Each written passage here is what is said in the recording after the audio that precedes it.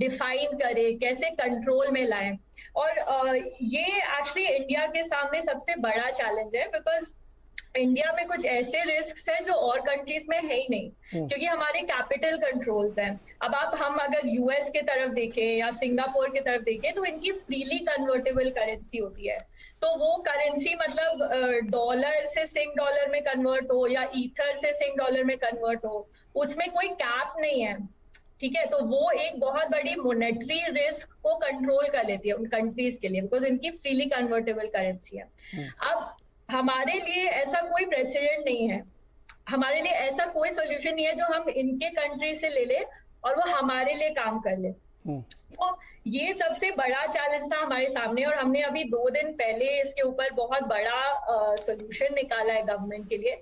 अब आपने जो यूज केस की बात की, ये सबसे मुश्किल क्वेश्चन है डिफाइन करने का। मैं आपको बोलूं, जो कंट्री सालों से इस पे गौर कर रही है, अभी यूएस में आज तक डिफाइन नहीं है कि रिपल क्या है, ठीक है। अभी तक फाइट होती है कि ये सिक्योरिटी है कि ये कमोडिटी है। तो हम एक बार में तो ये डिफाइन नहीं कर पाएंगे। और ये क्या है, ये एसेट क्लास ऐसा है कि ये म्यूटेट करता रहता है, मतलब इसमें नए नए चीजें आती रहती है। आपने सोचा कि आज आपने डिफाइन कर लिया, तो 6 महीने में कुछ अलग इनोवेशन इसमें आ जाता है, बिकॉज ये लाइट के स्पीड पे म्यूटेट कर रही है, इनोवेट कर रही है। तो ऐसी चीज को आप कैसे लाओगे कंट्रोल में?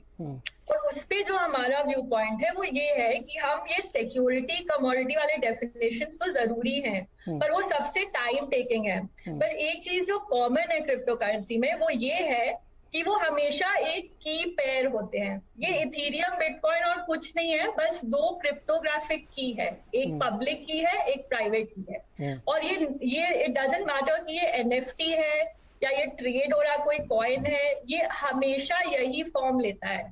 तो अगर आप उस पे गौर दें और उससे आप उसमें एक रिंग फेंस में ले आए इंडिया की जितनी भी एक्टिविटी हो रही है, तो आप हर क्लास के क्रिप्टो को एक इसमें रिंग फेंस में ला सकते हैं, एक तरह के कंट्रोल में ला सकते हैं। और ये जो सबसे बड़ी हमारी रिस्क है, ये क्रॉस बॉर्डर में कैसे फैल रहा है, ये इसमें फाइनेंशियल स्टेबिलिटी जो बोलते हैं मॉनेटरी पॉलिसी में, कि कितना पैसा इंडिया के सेविंग्स से इसमें जा रहा है, डाइवर्ट हो रहा है, वो सब चीजें आप उससे ट्रैक कर सकते हैं एक वॉलेट के जरिए से। नहीं, उससे फायदा क्या होगा तन्वी जी?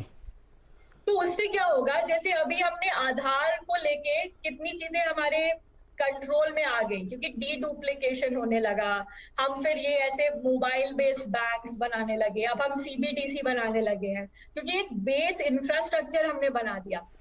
तो वैसे ये जो क्रिप्टो करेंसी का जो एक्टिविटी होता है, ये ऐसा कोई ब्लैक बॉक्स नहीं है, ठीक है। ये हम गवर्नमेंट में अब धीरे धीरे समझने लगे, ये कोई ऐसी चीज नहीं है कि कोई एलियन में ले आई है और समझ नहीं। आप 13 साल के बच्चे समझ रहे हैं कि क्रिप्टो करेंसी। नहीं 13 साल नहीं रत्ना जी प्लीज, 13 साल के बच्चे सिर्फ ये समझ रहे हैं कि 1 रुपए का शिबू आइनू बहुत सारा मिल जाता है, उसको वो ट्रेड करके पैसे कमाते हैं, उनको सिर्फ इतना समझ में आ रहा है। हाँ, इससे ज्यादा कुछ समझ में नहीं आ रहा उनके। डेवलपर्स हैं, मैं आपको बताऊंगी, जो 13 साल में समझ है। तो ये हमने बात समझी गवर्नमेंट में कि लोग इसको एक्चुअली जो अंदर हो रहा है वो समझ रहे हैं। ये तो ट्रेडिंग का तो ऊपर की बात है, ठीक है। आपको असली में टेक्नोलॉजी को कंट्रोल में लाना है, तो वो टेक्नोलॉजी के से समझ के उसको रिंग फेंस में लाना पड़ेगा। ये टेक्नोलॉजी कैसे काम करे वैसे ही उसको हमें रिंग फेंस में लाना पड़ेगा। तो अब ये वॉलेट वाला कॉन्सेप्ट उस पे ध्यान जा रहा है, उस पे अभी गौर हो रही है, अभी निकला है ये कॉन्सेप्ट जी, और अभी उस पर डेलिब्रेशन हो रही है। मैं दोबारा से उस सवाल को रिफ्रेश करता हूं, आप लोग थोड़ा सा उसको कॉम्प्लेक्स बना रहे हैं, अनक्लटर करते हैं इसको। एक टेक्नोलॉजी है, उसके मल्टीपल यूज हो सकते हैं, यूज केस बना सकते हैं, आप उससे कुछ भी कर सकते हैं, बहुत अच्छी बात है।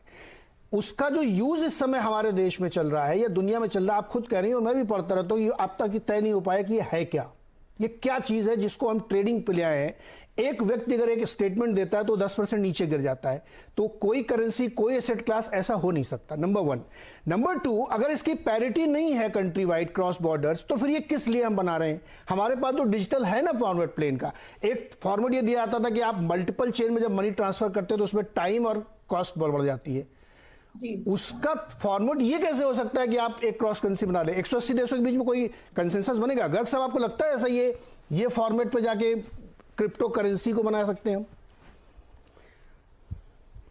सी जो बेसिक प्रॉब्लम आई थिंक हम सब जिससे स्ट्रगल करते हैं कि ये जो टेक्नोलॉजी है, इस टेक्नोलॉजी से भी हम वही सभी सर्विसेज और यूटिलिटीज पैदा कर रहे हैं जो दूसरे डिजिटल प्लेटफॉर्म्स पे होती है। अब आप दूसरे डिजिटल प्लेटफॉर्म्स पे भी फाइनेंसिंग कर सकते हैं। यहाँ पे अब डिसेंट्रलाइज फाइनेंसिंग के नाम से वो शुरू हो गई।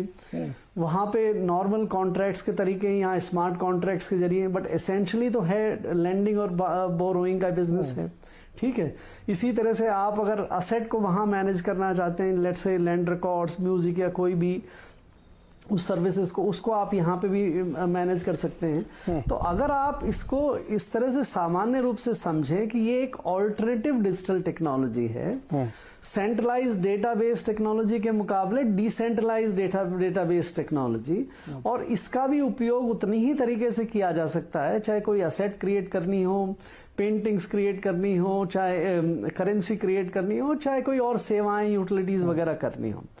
तो एक चीज तो ये थोड़ा सा साफ समझे, इसमें बहुत ज्यादा कॉम्प्लिकेटेड लोगों को समझने की जरूरत नहीं है। बट जो समस्या है वो ये है कि इस प्लेटफॉर्म पे आज के दिन जो कुछ हो रहा है, चाहे आपके डिसेंट्रलाइज फाइनेंसिंग हो रही हो, एनएफटीज बन रहे हो, चाहे यूटिलिटीज हो रही हो, चाहे लैंड रिकॉर्ड्स के डेटाबेस मैनेजमेंट हो रहे हो, अब उनसे कितनी वैल्यू की सर्विस पैदा हो रही है, बन रही है, कितनी जीडीपी कंट्रीब्यूट हो रही है, कितनी वैल्यू एडेड हो रही है, उसका किसी को अंदाजा नहीं है। अच्छा, जब उसका आपको अंदाजा नहीं है तो अल्टीमेटली तो वैल्यू जो है वो इन्हीं रूप में होती है, या तो असेट में होगी, या कमोडिटी में होगी, या सर्विस के रूप में होगी।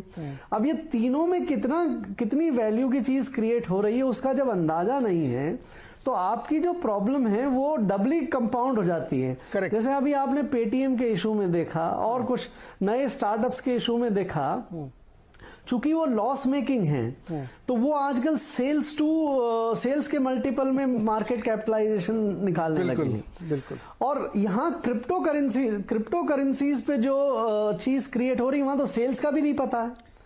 तो जब सेल्स का भी आपको पता नहीं तो आप किस चीज के मल्टीपल से वैल्यूएशन निकालेंगे? एग्जैक्टली सर, ये जो जबरदस्त अनसर्टेनिटी है। सवाल तो यही है सर कि हम एक मिनट मुझे आप और दें। जी। एक मिनट आप मुझे और दें, कंप्लीट करें सर। तो ये अब चूंकि इसका टेक्नोलॉजी का पोटेंशियल बहुत जबरदस्त है, इसलिए जो एंथुजियास्ट हैं और जो इस पे पैशनेट हैं वो इसमें ऐसा देखते हैं कि पता नहीं कितनी जबरदस्त वैल्यू हो जाएगी, और जो बाकी इस चीज को समझते नहीं है वो इसमें अभी घुस नहीं रहे हैं, और डिमांड जो है